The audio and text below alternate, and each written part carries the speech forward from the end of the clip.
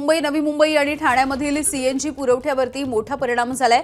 RCF कंपाऊंडमधल्या गेलच्या मुख्य gas पाईपलाईनमध्ये बिघाड झाला आणि सध्या सीएनजीचा पुरवठा ठप्प झालेला आहे। मुंबईमधील काही सीएनजी पंपावरचा हा पुरवठा अंशतः आता सुरू झालाय, मात्र अजूनही पाईपलाईनच्या दुरुस्तीचं काम बाकी आहे असं स्पष्टीकरण गेल कंपनीकडून देण्यात आलंय।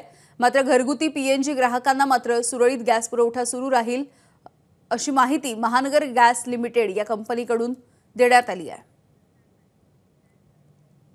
दरम्यान या सगळ्याचा अंधेरीमधून आढावा घेतलाय आमच्या प्रतिनिधींनी।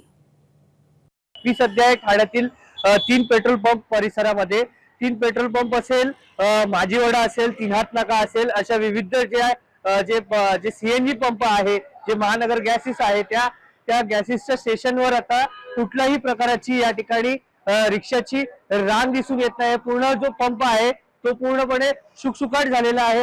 काल 12 वाजता बंद पडले, सीएनजी काय मेंटेनन्सचं काम चालू आहे। अजून कधीपर्यंत सुरू होईल असं काही सूचना वगैरे देण्यात नाही भेटून जातं। रिक्षा चालक आणि काही गाडीवाले येतात, विचारपूस करतायत का कधी सुरू होणार, काय झालंय? त्यांना खूप त्रास आहे, तो विचारपूस करतो साहेब।